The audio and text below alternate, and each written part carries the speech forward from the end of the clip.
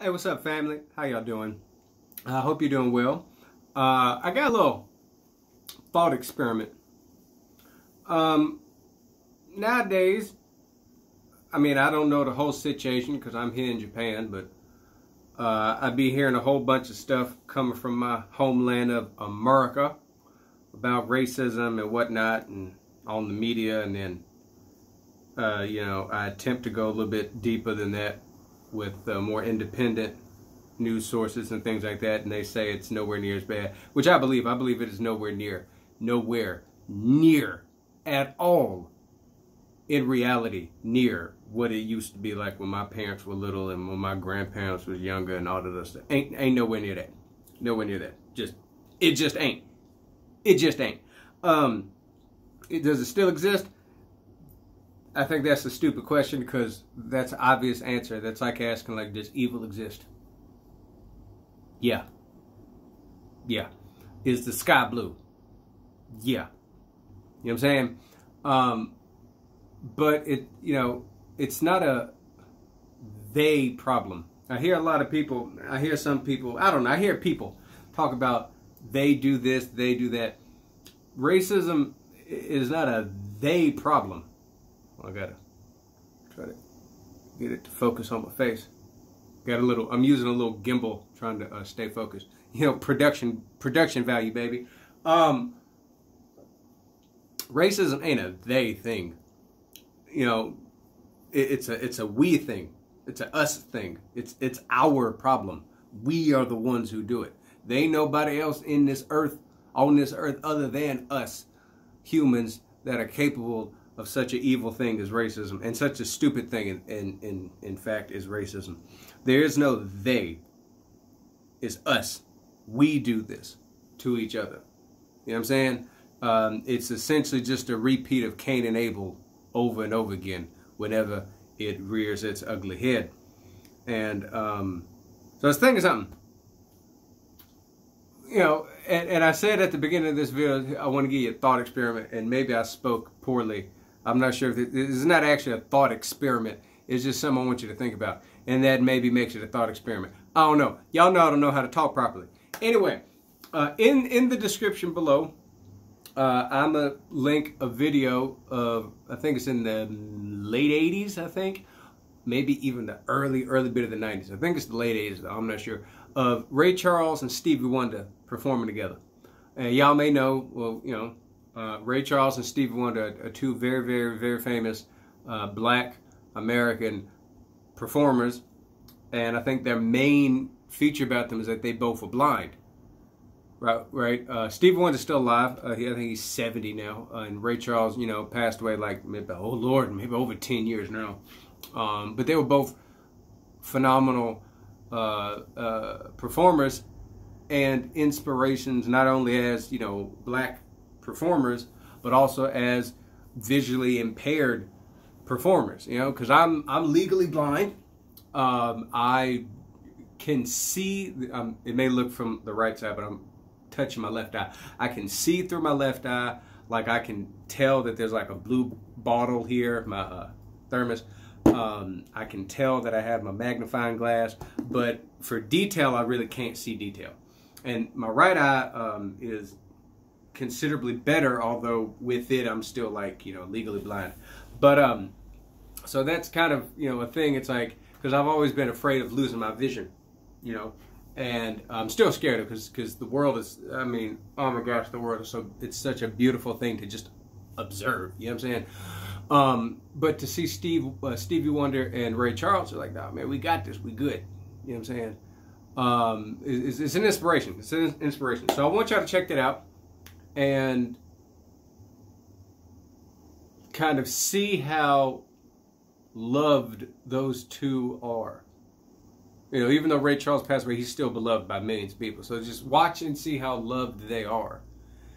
And that love that they got goes obviously beyond this thing that we have called our, you know, skin color. And it goes beyond that. You know, it's like you connect with them on a person-to-person level. And, you know, So just watch that and think about it. It's not really a thought experiment. I just want to share that with you. Y'all watch and think about that. And yeah, man. I don't know. I see a whole bunch of this stuff. Like it's a we problem. Always has been. Always will be. You know, there's some people who do it to other people, but in the broader scheme, it's still a human to human problem. It's a Cain and Abel problem. It's a we problem. Feel me? And I don't know. I think the only thing that can fix it, because I mean, at its heart, it's just, darkness. And how do you cure darkness? Light. You know what I'm saying? Jesus. You know what I'm saying? And I ain't there yet. I mean, there's lots of things I'm not there yet, but like that, walking that path, it starts to make sense. Matter of fact, I was thinking about something else. I was thinking about how, like, a lot of us raised in, us in the 21st century being faced with a whole bunch of different ways of thinking, different viewpoints of, how to view God and spiritual matters and all that other stuff. And I kept on thinking, because you hear a lot from, the big book reading atheists and all these other people that, God doesn't exist. It's such a silly thing to believe in God. It's stupid. And you're basically talking to yourself when you go pray. I'm like, all right, I just get it. Just for the sake of the argument, just hear me out. Y'all don't tell my priest. Y'all hold up. Wait, hear me out. And it's all right. They'd say there's just nothing. Just nothing. All right. So, nothing. All right. I find it very interesting that this nothing, when followed, produces very real, noticeable results. You know what I'm saying? So let's just say, Christ is real, which is a stupid thing to say because it's just historically inaccurate and it's just stupid. And it's historically ignorant. Anyway, so let's say that and all this stuff and all this, all that implies. It's very interesting how following this this nothing that a lot of people would say, it produces results that they couldn't dream of reproducing. You know what I'm saying? So like try to imagine the levels of kindness and selflessness